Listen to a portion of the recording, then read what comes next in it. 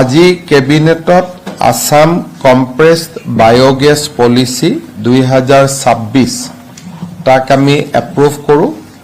যাক আমি চমুকৈ CBG বুলি কওঁ। এই কম্প্ৰেছ বায়োগেছৰ এক বিশাল সম্ভাৱনা অসমত আছে। বিশেষকৈ আমাৰ মিউনিচিপাল সলিড ওয়েষ্ট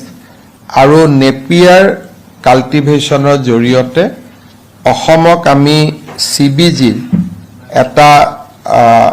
খুব উত্তম অঞ্চল হিচাপে গঢ়ি তুলিব পাৰোঁ। আপোনালোকে ইতিমধ্যে জানে যে মাৰুতি সুজুকি আৰু NDDB লগ লাগি বৰপেটাৰ কলগেছিয়াত অইল ইণ্ডিয়া লিমিটেডে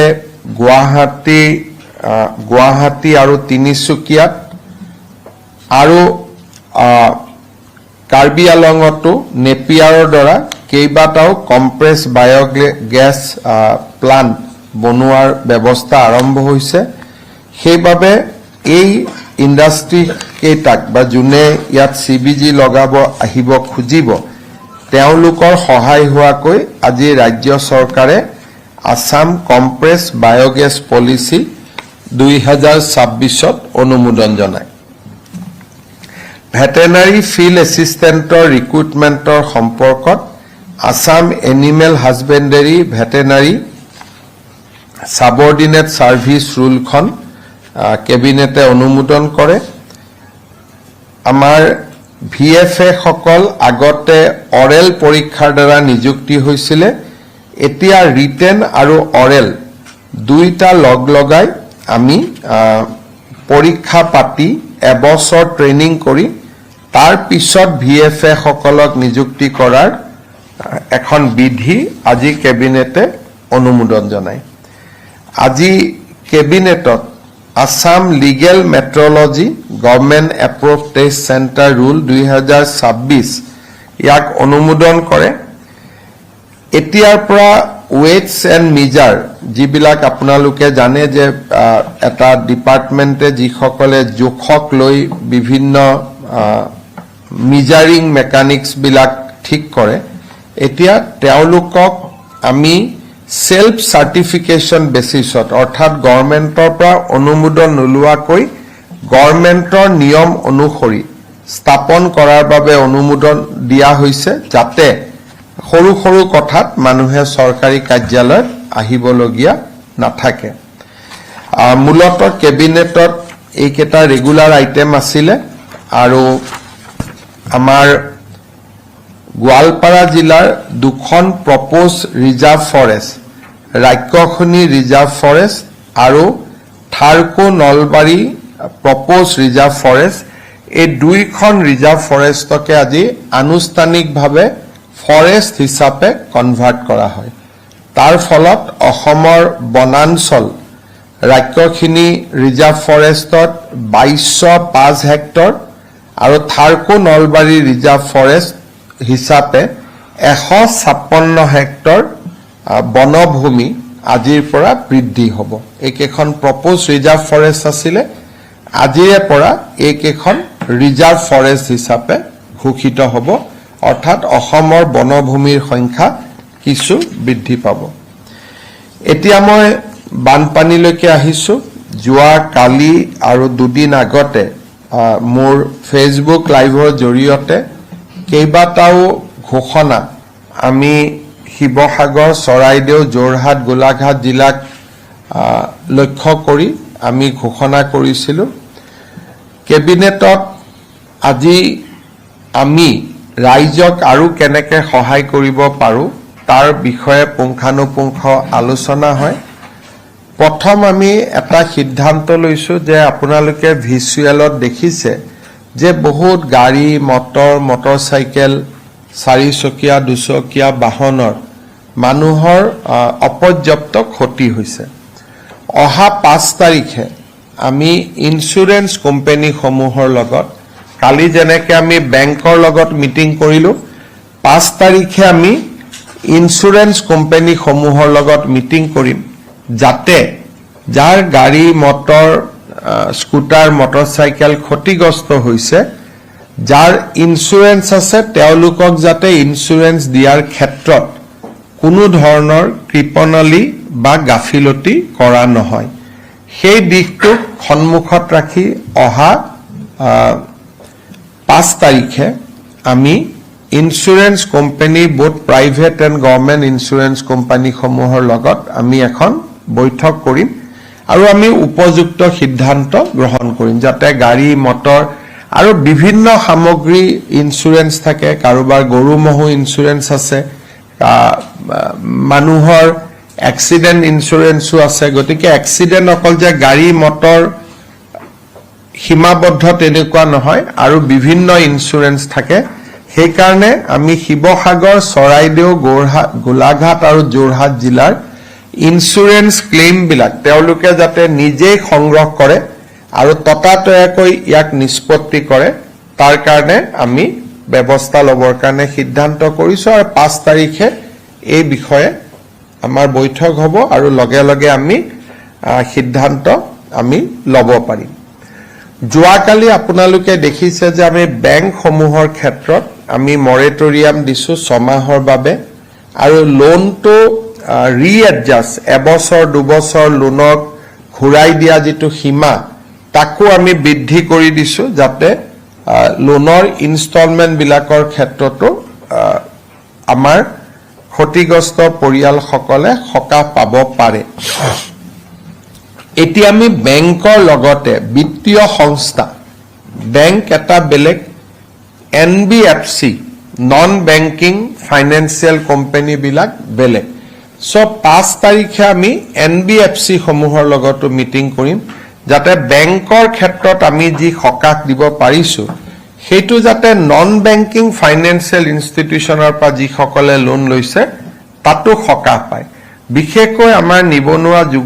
যুৱকসকলে ট্ৰাক বা গাড়ী যেটো ব্যৱসায় কৰে ম্যাক্সিমাম লোন তেওঁলোকে বেংকৰ পৰা নলয় তেওঁলোকে এনবিএফসিৰ পৰা লয় সেই কাৰণে আমি এনবিএফসিৰ লগতো 5 তাৰিখে মিটিং কৰিম যাতে তেখেতসকলক আমি সহায় দিব পাৰো আমি যেটো 15,000 টকাৰ সাহায্য ঘোষণা কৰিছিলো মই ভাবো যে আজি বা কালি আমাৰ এসেসমেন্ট কমপ্লিট হৈ যাব তাৰ গুটেই শিক্ষকসকলে লাগি আছে এসেসমেন্টটো কৰাৰ ক্ষেত্ৰত আৰু আমি ভাবো 2 বা 3 তাৰিখে এই ধন আমি প্ৰেৰণ কৰিব পৰা অৱস্থাত আহিমগৈ অহা কালি ইউনিফৰ্ম সমূহ ডিস্ট্ৰিবিউচনৰ কাৰণে ৰিডিস্ট্ৰিবিউচনৰ কাৰণে মুখ্যমন্ত্ৰী সাহায্য পুঁজিৰ পৰা প্ৰায় 8 কোটি টকা আমি সমগ্ৰ শিক্ষা অভিযানক দিম আৰু তেওঁলোকে পুঁজিখিনি তৎকালীনভাৱে স্কুল মেনেজিং কমিটিলৈকে হস্তান্তৰ কৰিব গতিকে ইউনিফৰ্মৰ সমস্যাটো সমাধান হৈ যাব টেক্সটবুক যোৱাকালিৰ পৰা পঠোৱা আৰম্ভ হৈছে আৰু ষ্টুডেন্ট সকলৰো কোন কোন ক্ষতিগ্ৰস্ত ষ্টুডেন্ট সকলৰো ডেটা লোৱাৰ যেটো কাম যাতে আমি 1000 3000 5000 পৰ্যন্ত সহায় কৰিব পাৰো বুক গ্ৰান্ট তাৰো এসেসমেন্ট ইতিমধ্যে এডুকেশন ডিপাৰ্টমেন্টে আৰম্ভ কৰিছে ফাইনালি আজি আৰু কালি আমি আমাৰ জিলা কৰ্তৃপক্ষ আৰু ষ্টেট গভৰ্ণমেণ্টৰ ৰেভিনিউ ডিপাৰ্টমেন্টৰ মাজত আমি এটা সামঞ্জস্য কৰি 7 তাৰিখৰ পৰা আমি পাৰ্মানেন্ট ড্যামেজ এসেসমেন্ট আমি যেটো কৰিব লাগে তাৰ কামত আমি হাত দিম যে পাৰ্মানেন্ট ড্যামেজ এসেসমেন্ট কাৰ ঘৰ কিমান ক্ষতি হল সিভিয়াৰলি ড্যামেজ পাৰ্মানেন্টলি ড্যামেজ মাইনৰ ড্যামেজ এই গুটেই কামটো আমি এটা মিশন মুডত যাতে বহুত দিন নাথাকে 10 বা 15 দিনত আমি গুটেইটো শেষ কৰিব পাৰো তাৰ কাৰণে আমি অহা 7 তাৰিখৰ পৰা এই অভিযানটো আমি লঞ্চ কৰিম তাৰ আগতে ময়ো শিৱসাগৰ আৰু চৰাইদেউ জিলাত গৈ আহিম যাতে এই অভিযানটো আমি ম্যাক্সিমাম 15 ডেজৰ ভিতৰত আমি শেষ কৰিব পাৰো আৰু আগষ্ট মাহৰ ভিতৰতে যাৰ যি ড্যামেজ হৈছে কাৰোবাৰ গৰু ছাগলীৰ ড্যামেজ কাৰোবাৰ ঘৰৰ ড্যামেজ কাৰোবাৰ তাঁতশালৰ ড্যামেজ এজ পাৰ নৰ্মছ যাতে আমি পুঁজি উইদিন আগষ্ট মাহৰ ভিতৰতে আমি দিব পাৰো তাৰ কাৰণে ড্যামেজ এসেসমেন্টৰ কামটো আমি 7 তাৰিখৰ পৰা মিশন মুডত আমি কৰিব খুজিছো শিৱসাগৰ জিলাত প্ৰায় 550খন স্কুল এই গোটেই ঘটনাৰ পৰা ক্ষতিগ্ৰস্ত হৈছে চৰাইদেউ জিলাতো কেইবাখনো স্কুল ক্ষতিগ্ৰস্ত হৈছে আৰু বোকা বহুত সোমাই গৈছে বিদ্যালয়বিলাকক ড্যামেজ ৰিপেয়াৰিং বা বোকাসমূহ গুচোৱাৰ বাবে আমি 2 লাখৰ পৰা 3 লাখ টকা তেওঁলোকক আগবঢ়াম আজি তাৰ এছেছমেন্ট চলি আছে মই ভাবো যে 5-6 তাৰিখৰ ভিতৰত আমি বিদ্যালয়সমূহলৈকে 2-3 লাখ টকা আমি পঠাব পাৰিম যাতে বোকা আদি সাফা কৰি লব পাৰে আমাৰ টাৰ্গেট আছে যে 9 তাৰিখৰ পৰা যাতে আমি স্কুলখিনি খুলিব পাৰো তাৰ আগতে আমি বিদ্যালয়সমূহলৈকেও পুঁজি বিতৰণ কৰিম তাৰো প্ৰক্ৰিয়া এডুকেশ্যন ডিপাৰ্টমেণ্টে আজিৰ পৰা কৰিব ৰেভিনিউ নৰ্মছ মতে আৰু যিবিলাক নৰ্মছত নপৰে সেইবিলাক আমি ৰাজ্য চৰকাৰৰ পৰা দি দিম যাতে আমি 9 তাৰিখৰ পৰা স্কুলখিনি সাফ-সুফ কৰি 9ৰ পৰা শিৱসাগৰ চৰাইদেউত আমি বিদ্যালয় বা মহাবিদ্যালয়সমূহ আমি আৰম্ভ কৰিব পাৰো ৰিলিফ সামগ্ৰী যথেষ্ট গৈ আছে মই ভাবো যে বৰ্তমানলৈকে আমি প্ৰায় 23730 কুইণ্টল চাউল আমি পঠিয়াইছো 4541 কুইণ্টল ডালি মিঠাতেল 1,18,110 লিটাৰ টাৰ্পলিন 48,557 অৰ্থাৎ যিমানখিনি মানুহক প্ৰয়োজনীয় সিমানখিনি আমি ইতিমধ্যে দিব পাৰিছো আৰু এতিয়া সকলোৱে ৰিলিফ পাইছে বা ৰিলিফ নোপোৱাৰ এতিয়া অভিযোগ নাই ৰাইজ এনজিঅ'ৰ ফালৰ পৰাও বহুতখিনি ৰিলিফ দিয়া হৈছে আমি কাম কৰি গৈ আছো আৰু আজিৰ পৰা আমাৰ মন্ত্ৰী সকলেও নিজৰ নিজৰ বিভাগৰ ড্যামেজ এছেছমেন্ট কৰিবৰ কাৰণে যাব 7 তাৰিখৰ পৰা মানুহৰ বা পৰিয়ালৰ জীৱ-জন্তুৰ ক্ষয়ক্ষতি ড্যামেজ হোৱাৰ পিছত 1 ছেপ্টেম্বৰৰ পৰা আমি ৰাস্তা ঘাট মথাউৰি এই ড্যামেজ বিলাকলৈকে আমি যাম যত নেকি আমাক যথেষ্ট পুঁজি লাগিব গতিকে সেইটো আমি নেক্সট ফেজত প্ৰথমতে পৰিয়ালসমূহক ঘৰলৈকে পঠাই দিব পাৰিলে ইনফ্ৰাষ্ট্ৰাকচাৰ ড্যামেজৰ বিষয়ে আমি নেক্সট ষ্টেজত আগষ্ট মাহটো পাৰ হৈ যোৱাৰ পিছত সেপ্টেম্বৰত আমি অনুমোদন দিয়াৰ কাৰণে যত্ন কৰিম কাৰণ তেতিয়া নতুনকৈ পানী অহাৰ সম্ভাৱনা নাথাকিব আৰু যাতে ৰাস্তা ঘাট বনালেও যাতে টকা পইচাৰ ক্ষতি নহয় সেই দিশৰ পৰা লক্ষ্য কৰি আমি শিৱসাগৰ চৰাইদেউ জিলাৰ বাবে দুটা ভাল পেকেজ আমি কৰিম যাতে ৰাস্তা ঘাট আমি ভাল কৰি আগতকৈ ভাল কৰি আমি বনাব পাৰো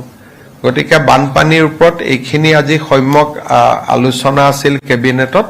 আপোনালোকৰ যদি কিবা প্ৰশ্ন আছে আপোনালোকে কৰিব